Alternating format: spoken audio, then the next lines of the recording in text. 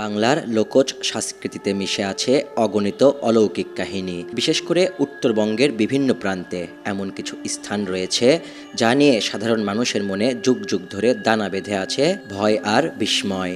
সম্প্রতি আলোচনায় এসেছে আরও এক রহস্যময় বটগাছ এবং জিনদের আদালত ঘিরে প্রচলিত কিছু রোমাঞ্চকর কাহিনী। গাবতলী উপজেলার কাগইল ইউনিয়নের চ্যাংড়ারপাতার গ্রামে নির্জন প্রাঙ্গণে রয়েছে এক রাজকীয় সিংহাসন। স্থানীয়দের বিশ্বাস অনুযায়ী এটি কোনো সাধারণ স্থান নয়, বরং জিন জাতির বিচারালয়। বৃহস্পতিবার গভীর রাতে যখন চারপাশ নিস্তব্ধ হয়ে যায়, তখন নাকি এখানে অলৌকিক কর্মকাণ্ডের আভাস পাওয়া যায়। সপ্তাহ জুড়ে জিন ও পরীরা যা অন্যায় করে থাকে, বৃহস্পতিবার এই আদালতে নাকি তাদের বিচার করা হয়।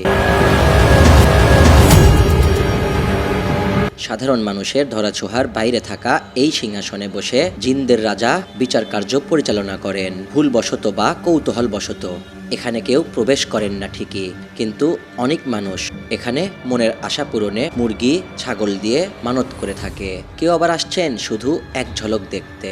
আমি জানতে পারলাম যে এখানে একটা গাজীর কোর্ট আছে, এই জন্য আমি দেখার জন্য আছি যে এখানে গাজী নাকি বিচার করে, আর কি জিনের বিচার হয়।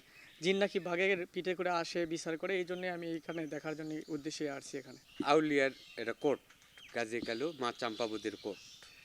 এখানে জিন ইনসানের বিচার হয়, এটা আমরা আগে থেকেই শুনছি। মেলা কিছু হয়। এটি মনে করে এটকে একটু না জিনিস নিয়ে যায়, কেউ খাট পাবার লয়, এটা জাবরিও কি একটা খড়ি কিচ্ছু লেখা পাবার লয়। শুধু সিংহাসনই নয়, সবচেয়ে আতঙ্কজনক এই এলাকার প্রাচীন এই বটগাছ। গাছটি ঘিরে স্থানীয়দের মনে এতটাই আতঙ্ক যে দিনের আলোতেও মানুষ এখানে যেতে দ্বিধাবোধ করে। জানা যায় এই বটগাছের পাতা বা ডাল ছিঁড়লে নাকি মৃত্যু পর্যন্ত হতে পারে। এই বটগাছকে কেন্দ্র করে গল্প ছড়ানো হয়েছে, যেই বটগাছের গায়ে কেউ হাত দিতে পারে না, পাতা কেউ ছিঁড়তে পারে না। এমনকি এমনও গল্প প্রচলিত আছে যে বটগাছের একটা ডাল কোনো একটা কৃষক কাটার কারণে একই রাতে তার পরিবারের 4 জন ব্যক্তি দুনিয়া থেকে বিদায় নিয়ে চলে যায়।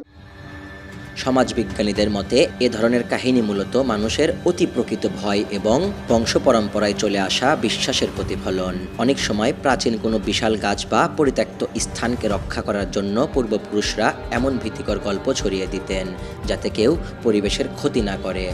তবে যে কারণেই হোক না কেন, বিজ্ঞানীদের এই যুগেও এমন রোমাঞ্চকর এবং গা ছমছমে কাহিনীগুলো আমাদের গ্রামীণ সংস্কৃতির এক অবিচ্ছেদ্য অংশ হয়েই টিকে আছে। বটগাছ আর রাজকীয় সিংহাসনে জিন পরিবিচারের কাহিনীতে আতঙ্কে আছেন একাংশ গ্রামবাসী, যেন অলৌকিক কোনো কাহিনী তাদের ক্ষতি না করতে পারে। News desk, পুনর্কথা।